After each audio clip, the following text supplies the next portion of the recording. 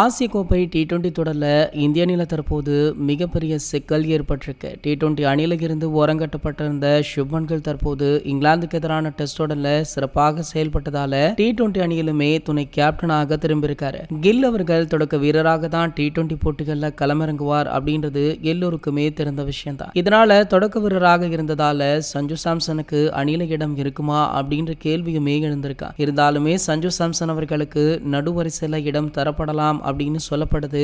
ஆனால் தற்போது நடைபெறும் சம்பவங்களை பார்த்தா சஞ்சு சாம்சன் அவர்களுக்கு வாய்ப்பு கிடைக்காது அப்படின்னு ஜிதேஷ் சர்மாக்கு தான் வாய்ப்பு இருக்கு அப்படின்ற மாதிரி சொல்றாங்க. ஒருவேளை இந்திய அணியுடைய நடுவரிசையில் விளையாடலாம் அப்படின்ற ஒரு டாக்குமே போயிட்டு இருக்கு. துபாயுடைய பயிற்சி முகாம்ல இந்திய அணி வீரர்கள் அதிரடியாக செயல்பட்டு கொண்டும் இருக்காங்க. இதுல சஞ்சு சாம்சனுக்கு பதிலாக ஜிதேஷ் சர்மாவுடன் கம்பீர் அவர்கள் பயிற்சியில ஈடுபட்டு இருக்காரு. இந்த காட்சி ரசிகர்களுடைய கவனத்தை ஈர்த்திருக்கு. இந்திய அணிக்காக கடைசியாக ஜிதேஷ் சர்மா அவர்கள் 2024 ஆண்டு ஜனவரி மாதம் தான் விளையாடி இருந்தார். 31 வயதான ஜிதேஷ் சர்மா இதுவரைக்குமே 9 டி20 போட்டிகளில் மட்டும்தான் விளையாடி இருக்காரு. நடந்து முடிந்த ஐபிஎல் தொடரில் ஜிதேஷ் சர்மா 15 போட்டிகளில் விளையாடி 261 ரன்களை தான் அடிச்சிருந்தாரு. அப்படி அவருக்கு இடம் கொடுக்கப்பட்டால் கண்டிப்பாக சஞ்சு சாம்சனுடைய ரசிகர்கள் சும்மா இருக்க மாட்டாங்க அப்படின்னுமே சொல்லப்படுது. இது ஒரு பக்கம் இருக்க, இன்னொரு பக்கம் பாத்தீங்கன்னா இந்த அணியுடைய கேப்டனான சூரியகுமார் யாதவ் முதல் ஒரு சில போட்டிகளில் பங்கேற்க மாட்டார் அப்படின்ற ஒரு தகவலுமே இருந்துட்டு இருக்கு. அவர் இல்லாத பட்சத்துல